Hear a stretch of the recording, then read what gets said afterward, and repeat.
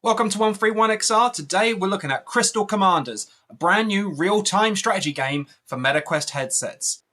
Real-time strategy games on formats other than PC have generally had a bit of a lukewarm reception.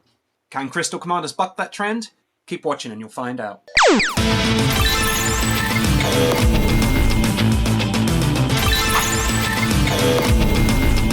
Crystal Commanders is a pretty simple RTS game. You have a basic campaign that has only 15 missions, the first 5 of which are essentially acting as a tutorial, but then it expands into a full RTS experience.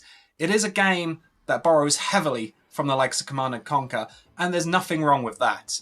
While it is simplistic, the options that you have for assault and defense are quite basic and minimal. What it does do, it does with very high quality. The game is played on virtual maps, and you, as the commander, looking down at these maps. Be prepared for a bit of a neckache if you're planning on playing some of the longer missions. You will select your units and your buildings and place them on the map using the controllers as pointers. So choose from your menu, you want to build your factory, choose where on the map you want to place it, factory becomes built. Just like traditional RTS games, there are ranges and lines of sight and fog of war and all that you have to contend with, and you can send recon or scouting units out to pervade the area and build buildings or units or whatever you suggest further afield.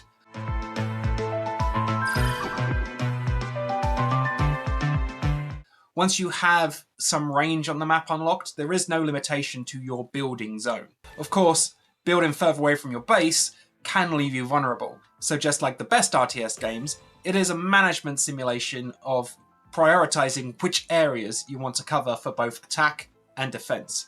And of course, you will have to gather resources in order to do all of this. The currency in the game is harvested from crystals, hence the name Crystal Commanders. And this is very similar again to harvesting in Command & Conquer. You'll send out drones to the crystals, they will gather resources, bring it back to your resource collector, which will then be turned into currency, which can be used to build more buildings and more troops.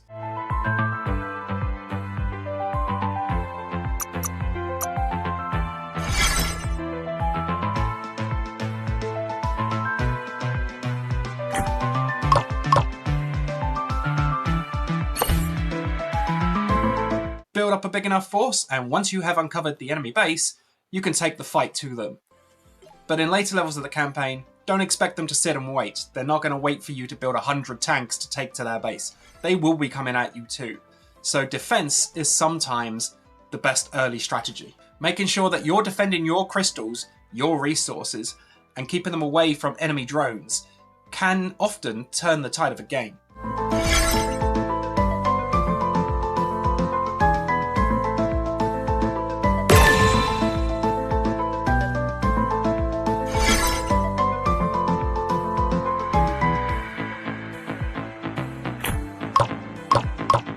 In addition to the campaign, there's a whole host of different gameplay options.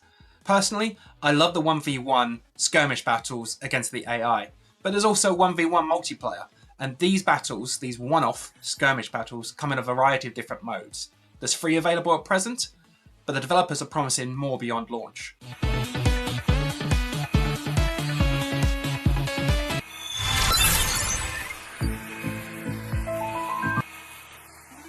Amari, it's time to begin. Furthermore, of course, one of the big selling points of Crystal Commanders is the fact that not only can you play in your virtual room that is a space away from your real world space, but also the entire game can be played in MR. The MR instances of Crystal Commanders are actually pretty interesting. Sometimes the game does get confused and place objects out of reach and so on, and that can be frustrating.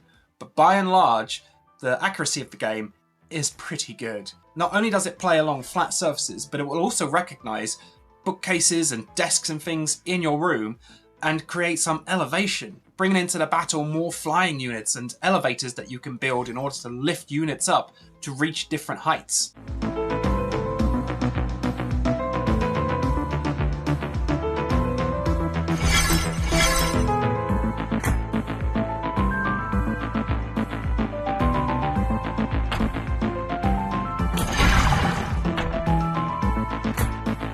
The MR functionality isn't perfect.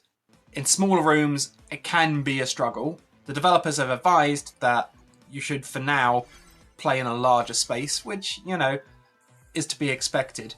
But there are promises that this will be refined as time goes on. The developers are aware that smaller spaces could have trouble and plan on upgrading this ability, this usage of your space in the future.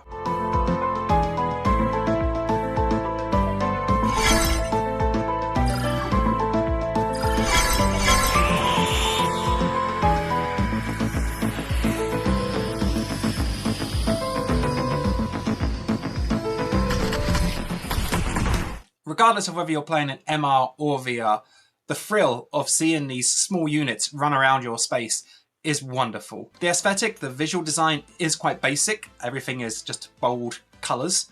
And that's fine, because these are essentially virtual toys in your space. You are having a virtual mini toy tank battle across your floor, or having drones fly through the sky around your head. It's super exciting seeing your units march towards that battle across the floor space as if they are toy tanks rolling across your space.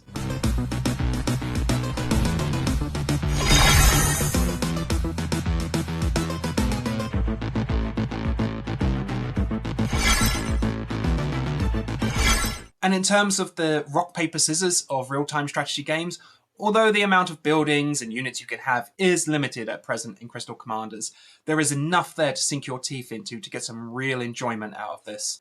I'm going to go as far as to say that Crystal Commanders is one of the best real-time strategy games that's launched on MetaQuest this year, if not in the entire lifespan of the headset. If you're a fan of real-time strategy games, you'd be a fool not to pick up Crystal Commanders. Go and check it out right now. There are some minor blemishes with the game. For example, the accuracy of being able to select units and buildings with your pointer is sometimes a little off, and the MR not really working particularly well in small spaces at times.